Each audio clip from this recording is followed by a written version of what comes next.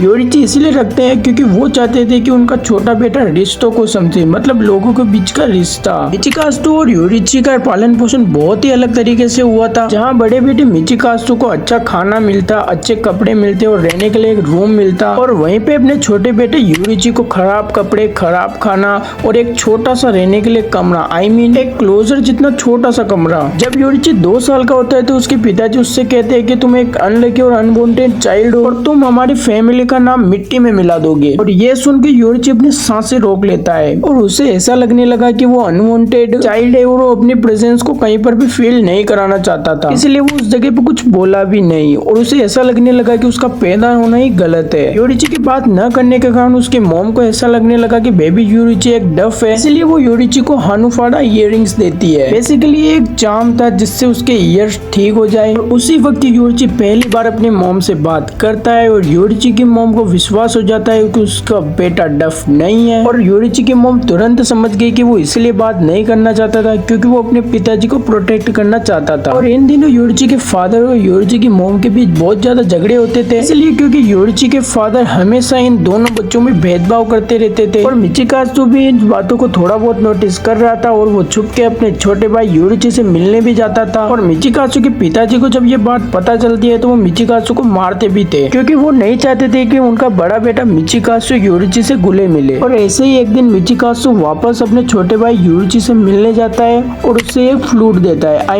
एक बांसुरी देता है। योरिची को ये बांसुरी बहुत ज्यादा पसंद आती है और वो हमेशा अपने पास उस बांसुरी को रखता है। योरिची को अपना बड़ा भाई मिचिकात्सु बहुत ज्यादा पसंद आता है। मिचिकात्सु देखने में ऐसा लग रहा है कि वो योरिची को पसंद करता है, बट ये पसंद से ज्यादा दयालु था, मतलब उसको योरिची पे दया आती है कि उसके साथ ऐसा बुरा हो रहा है। और फिर समय आगे बढ़ता गया और मिचिकात्सु को तलवार चलाना सिखाया गया। पर हाँ, योरिची को ऐसा कुछ भी नहीं सिखाया जाता था। मिचिकात्सु वर्ल्ड का सबसे स्ट्रॉन्गेस्ट समुराई बनना चाहता था और योरिची कहता था कि मैं सेकंड स्ट्रॉन्गेस्ट बन जाऊंगा। और ये जब दोनों 7 साल के हुए तो मिचिकात्सु के जो ट्रेनर थे, मतलब जो मिचिकात्सु को तलवार चलाना सिखा रहे थे, उनको योरिची पे थोड़ी दया आ जाती है और इसलिए उन्होंने योरिची को एक बैम्बू स्वॉर्ड पकड़ा दिया और उसको कहने लगे कि तुम भी थोड़ा बहुत सीख लो, यानी कि प्रैक्टिस कर लो। और इस बैम्बू स्वॉर्ड का पहली बार यूज करके योरिची ने कुछ ही सेकंड्स में टीचर को ही डिफीट कर देता है। और मिचिकात्सु योरिची से बार बार पूछता है कि तुमने ऐसे कैसे किया। और योरिची इस बारे में बात नहीं करना चाहता था क्योंकि उसको ऐसा लगने लगा कि उसने एक इंसान को पीट दिया है और वो एक समुराई भी नहीं बनना चाहता था। और मिचिकात्सु की बार बार पूछने पर योरिची उसे बताता है वो किसी भी चीज को ट्रांसपेरेंट देख पाता है और इसे हम डीमन स्लेयर के अंदर ट्रांसपेरेंट वर्ल्ड कहते हैं। और साथ ही में योरिची का जो फिजिकल पावर था वो भी बहुत ज्यादा था। और ये पहली बार था जब मिचिकात्सु को योरिची से जलन होने लगी, क्योंकि वो सोचने लगा कि ये बंदा बिना सीखे मुझसे ज्यादा टैलेंटेड है और कहीं ये बात पिताजी को पता चल गई तो वो कहीं मुझे ही ना भेज दे टेम्पल में और ये बन जाएगा खानदान का वारिस। और इसी बात से मिचिकात्सु योरिची को थोड़ा बहुत नोटिस करना शुरू कर देता है और वो पाता है कि योरिची हमेशा अपनी मॉम के चिपका रहता था। इसी बात को मिचिकाजु नहीं समझ पाया। उसे लगा कि योरिची अपनी मॉम के बहुत ज्यादा क्लोज है, लेकिन इस चीज के पीछे एक बहुत बड़ा रीजन है और कुछ समय बाद उनकी मॉम चल बसती है और इस पॉइंट पे योरिची डिसाइड कर लेता है कि वो घर को छोड़ देगा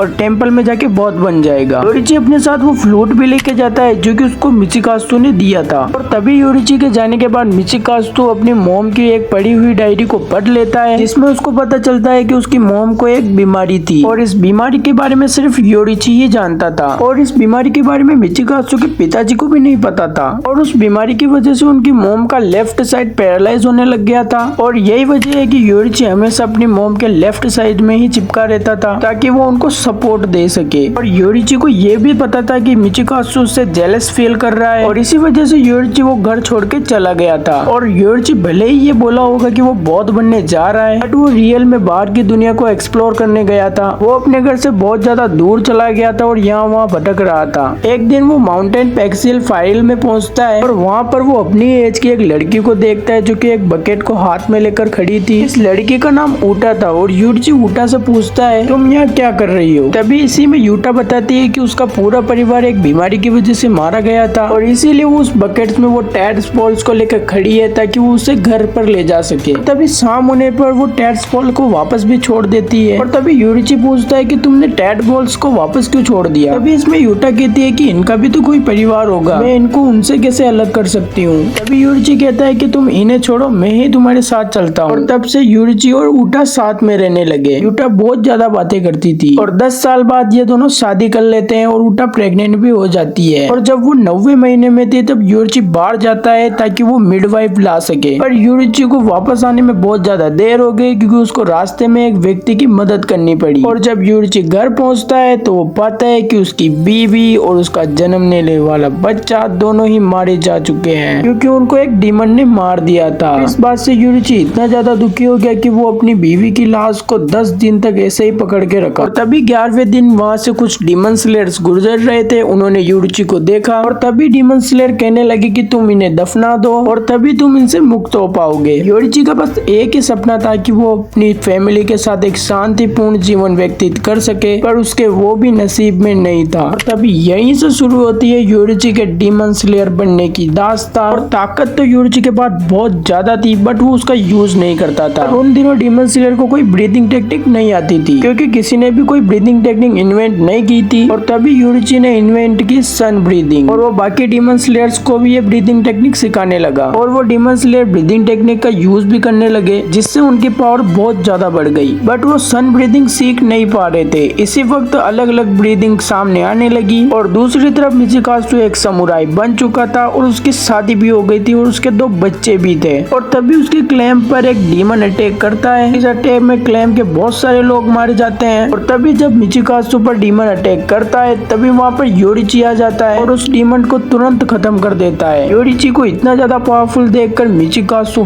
बहुत ही ज्यादा जल जाता है और मिचिकाजु तो ये सोच रहा था कि योरिची तो अभी तक जिंदा भी नहीं होगा, पर यहाँ तो योरिची एक डीमन स्लेयर बन चुका था जो कि सबसे पावरफुल था। और तभी मिचिकाजु अपने परिवार को छोड़ देता है ताकि वो भी एक डीमन स्लेयर बन सके। तो योरिची की सन ब्रीदिंग को देख के ही मिचिकाजु ने मून ब्रीदिंग को इन्वेंट किया था। अब हम थोड़ा योरिची के बारे में बात करते हैं। तो कुछ समय बाद योरिची को मुजान द माइकल जैक्सन मिला था जो कि लेडी तमाई के साथ कहीं पर जा रहा था। योरिची जैसे ही मुजान को देखता है तो उसको अपने अंदर एक आग सा फील होता है। मुजान को देखकर योरिची का ब्लड बहुत ज्यादा गर्म हो जाता है क्योंकि उस वक्त योरिची अपने पावर से समझ चुका था कि ये मुजान है जो कि डीमंस को क्रिएट करता है। योरिची का मकसद था कि वो मुजान को खत्म कर दे। योरिची को मुजान से लड़ना ही होगा क्योंकि उसका जन्म ही मुजान को खत्म करने के लिए ही हुआ है। तभी योरिची मुजान से लड़ता है। योरिची अपनी 12th फॉर्म सन ब्रीदिंग का यूज करके मुजान को पेल देता है। मुजान बिल्कुल भी योरिची की पावर को मैच नहीं कर पाया। योरिची मुजान के पूरे वाइटल्स पॉइंट को काट चुका था और योरिची ने मुजान का सिर भी काट दिया था।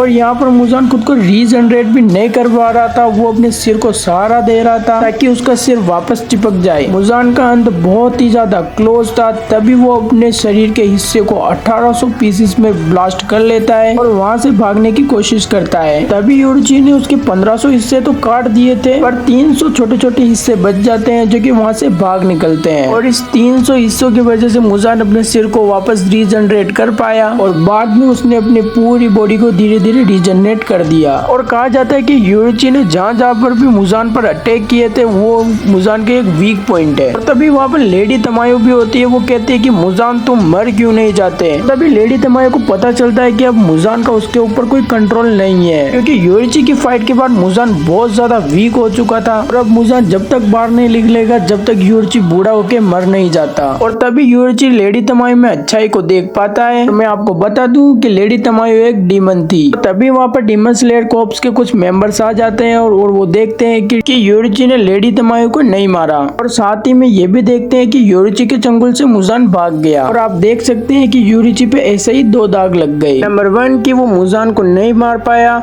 नंबर 2 कि उसने लेडी तमायो को छोड़ दिया। और ये जो समय था इसको गोल्डन एज माना जाता था, क्योंकि इस समय पर बहुत सारे डीमन स्लेयर अपने डीमन स्लेयर मार्क को अनलॉक कर रहे थे। तो हाँ, मैं इस मार्क की बात कर रहा हूँ जो कि योरुइची के बचपन से ही था। और ये मार्क जिसके भी पास आ जाता है वो 25 साल की एज में मारा जाता है। और मिचिकाजु भी ये मार्क अनलॉक कर चुका था, बट उसे मरना नहीं था। तो साथ ही में उसे योरुइची से पावरफुल भी बनना था। और तभी वो मिल जाता है मुजान द माइकल जैक्सन के साथ। और तभी मिचिकाजु डीमन बन जाता है ताकि उसके पास मार्क होने पर भी वो मरे नहीं। और तभी डीमन बनने के बाद मिचिकाजु का नाम हो जाता है कोकुशिबो। और मिचिकाजु के ऐसा करने पर योरुइची पर एक और दाग लग जाता है, जो कि होता है कि उसका भाई डीमन बन चुका है। और तभी योरुइची को डीमन स्लेयर कॉर्प्स से बाहर निकाल दिया जाता है। और तभी डीमन स्लेयर कॉर्प्स से निकल जाने के बाद योरुइची जाता है उस पुराने घर में जहाँ पर वो यूटा के साथ रहता था। बट उस जगह पर एक नया परिवार रह रहा था जो कि था कामाडो फैमिली। जी हाँ, वही कामाडो फैमिली जिसका वंशज तानजीरो है। उस समय उस घर में सुमियो को सुजाको नामक 2 हस्बैंड वाइफ रह रहे थे। और यहाँ पर सुजाको भी 9th मंथ प्रेग्नेंट थी और इनके भी ऊपर डीमन अटैक हो रहा था, बट वहाँ पर इनको योरुइची बचा लेता है। और इसके बाद सुजाको के लिए मिडवाइफ लाने का काम योरुइची को सौंपा जाता है। और ये काम योरुइची फटाफट करते हैं ताकि कोई डीमन आके इनको मार ना दे। और तभी सुजाको एक बच्ची को जन्म देती है। और तभी उस बच्चे को देखकर योरुइची को थोड़ा अच्छा फील होता है, क्योंकि उसने किसी परिवार को तो बचाया। और तभी योरुइची सुमियो क्यूजी से कहते हैं कि वो मुजान को खत्म नहीं कर पाया और अब तो मुजान छिप जाएगा और कभी भी बाहर नहीं निकलेगा, क्योंकि इस सब की वजह है योरुइची। और तभी कामाडो फैमिली के लोग योरुइची को सहारा देते हैं। और तभी कामाडो फैमिली में जो नई जन्मी बच्ची थी वो योरुइची की गोद में आती है। और योरुइची को इतना अच्छा फील होता है कि वो रोने लग जाता है। और तभी योरुइची को फील हो जाता है कि कामाडो फैमिली एक अच्छी फैमिली है। सुजाको योरुइची से हमेशा कहती थी कि तुम मुझे अपनी तलवारबाजी के कुछ फॉर्म्स दिखाओ, मुझे अच्छे लगते हैं। और योरुइची अपनी सन ब्रीथिंग के कुछ फॉर्म्स उसको दिखाते थे, क्योंकि अब योरुइची का तो कोई आगे कोई वंश नहीं होने वाला था। तो इसमें से जो सुमियोशी जो थे उन्होंने सन ब्रीथिंग के सारे फॉर्म्स को याद कर लिया था ताकि ये खत्म ना हो। और मैं आपको बता दूं कि योरुइची जो तलवार चलाता था कि वो ऐसा लगता ही नहीं था कि वो तलवार चला रहा है, बल्कि ऐसा लगता था कि कोई स्पिरिट है जो कि डांस कर रही है। और इसीलिए इसे आगे चलकर हिनोकामी कागुरा डांस भी कहा गया। और सुमियो क्यूजी ने सारे सन ब्रीथिंग के फॉर्म्स याद कर लिए। और योरुइची भी इनसे मिलने आया करता था। और लास्ट टाइम जब योरुइची इनसे मिलने आता है तो उसने अपने हानुफाड़ा इयररिंग्स भी उन्हें दे दिए थे, क्योंकि उसका कहना था कि वो वापस कभी भी नहीं आएगा। और ऐसे ही कुछ साल गुजर जाते हैं और योरुइची भी बूढ़ा हो जाता है। और तभी एक दिन उसकी मुलाकात कोकुशिबो से हो जाती है। और कोकुशिबो एकदम हैरान हो जाता है क्योंकि मार्क होने पर भी अभी तक योरुइची की डेथ नहीं हुई। और तभी योरुइची अपने दिल पर पत्थर रख के मन में कहता है कि मुझे तुम्हें मारना होगा। और तभी कोकुशिबो एकदम से हैरान हो जाता है कि वो इतना बूढ़ा होने के बाद भी इतना ज्यादा पावरफुल दिख रहा है। और तभी योरुइची अपने भाई से कहता है कि मैं तुम पर अटैक करने वाला हूँ। और तभी योरुइची कोकुशिबो पर एक अटैक कर देता है। तभी योरुइची के एक अटैक से कोकुशिबो बहुत ज्यादा डैमेज हो जाता है। तभी कोकुशिबो योरुइची के नेक्स्ट अटैक का वेट करता है, पर वो अटैक कभी भी नहीं आता है क्योंकि योरुइची ओल्ड एज की वजह से वहीं पर खड़ा खड़ा मर जाता है। और तभी कोकुशिबो इतना ज्यादा गुस्सा हो जाता है कि उसने अपने भाई से इंसाफ लड़ने का चांस गवा दिया था। वो बंदा जिसने कोकुशिबो और मुजान को डिफीट किया और कभी भी नहीं हारा। और अब योरुइची इस दुनिया से जा चुका है। और तभी कोकुशिबो योरुइची की बॉडी पर एक अटैक करता है। और तभी योरुइची के कपड़ों में से उसकी एक फ्लूट निकलती है जो कि उसने ही योरुइची को दी थी। और तभी कोकुशिबो उस टूटी हुई फ्लूट को अपने पास रख लेता है। तभी कोकुशिबो वहां से चला जाता है। तो योरुइची की कहानी यहीं पे एंड होती है। और ऐसी ही एनिमे की वीडियो के लिए जल्दी से चैनल को सब्सक्राइब कर दो। सब्सक्राइब।